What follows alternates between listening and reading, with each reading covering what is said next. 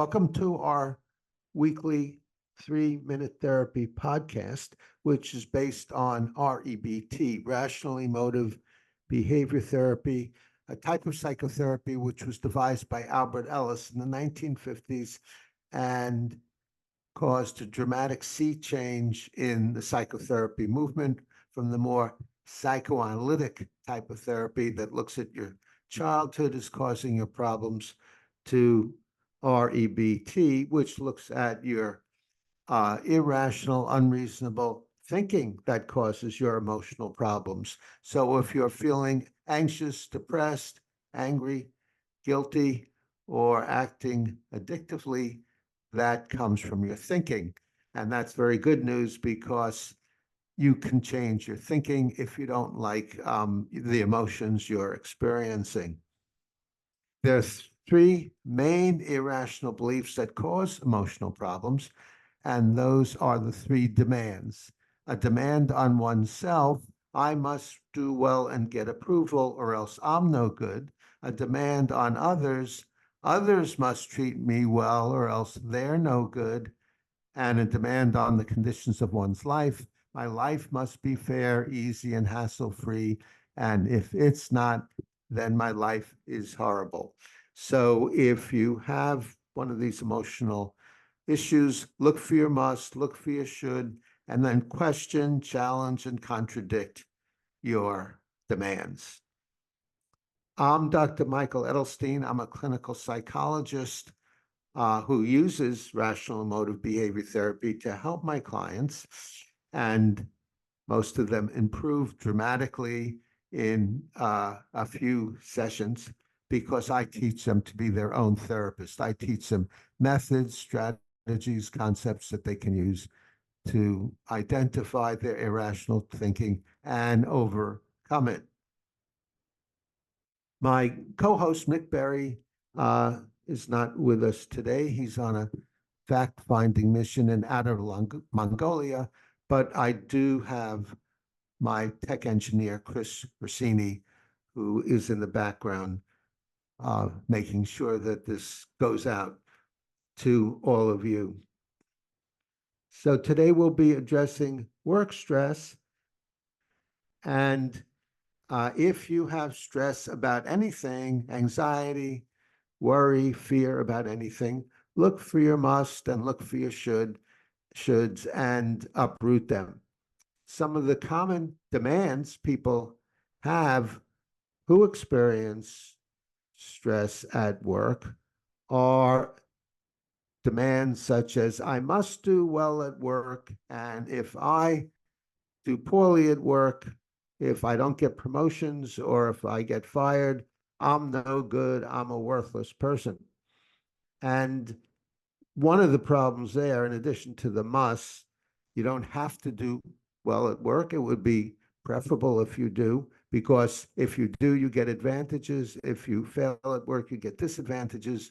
But a must leads to world-ending scenarios, and that never happens. At worst, if you do poorly at work, you get disadvantages. So that's something to show yourself again and again and again.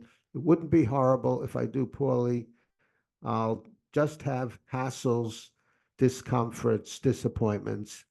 And if you uproot your must and don't pressure yourself at work, then you have a better chance of thinking clearly and doing better at work.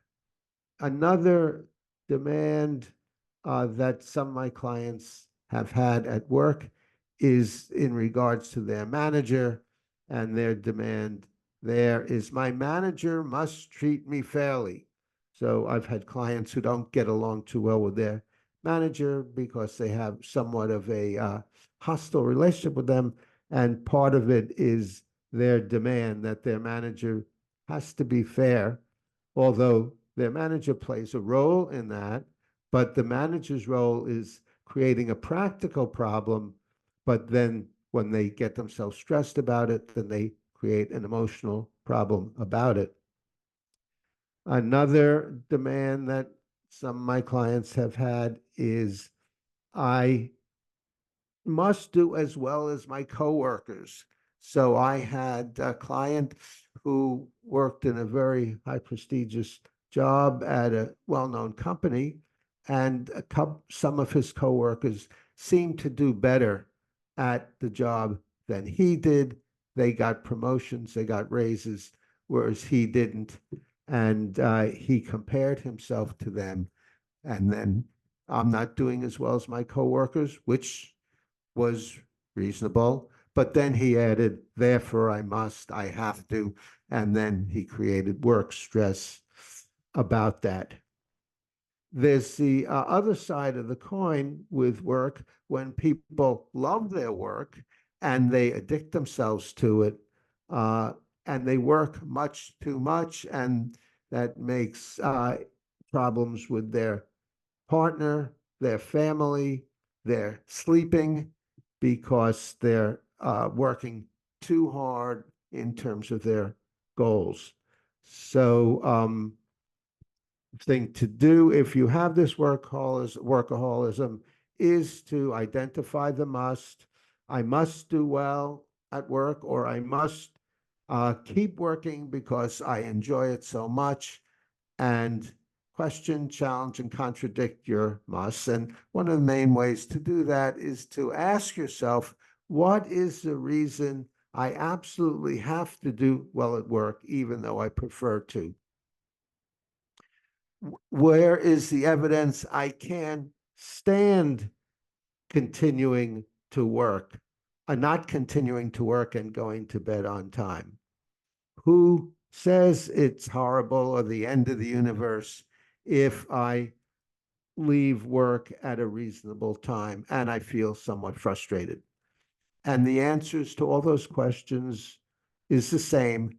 There are no musts. All musts and shoulds are fictions unless you run the universe and things have to be the way you want them to be.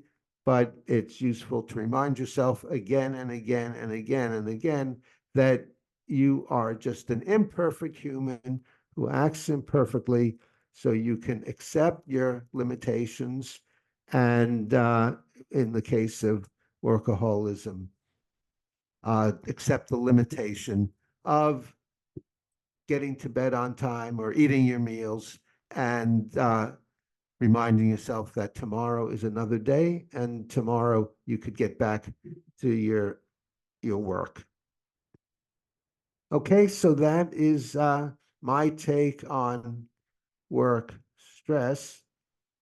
I'd like to ask you to comment below if you have comments about what I discussed, or you have questions. Give us a thumbs up, a like if you found something in here valuable. Suggest subjects that you would like us to address in the future. And also volunteer. Once in a while, we have a volunteer and we discuss that person's problem and help him or her with that. Or if you're a therapist and you'd like help with a client who has a problem that you're having difficulty uh, helping your client with, you can volunteer and we could give you some suggestions about that. And again, I'd like to thank Chris Rossini, our tech engineer, and ask you to keep watching every week and stay on the rational side of life.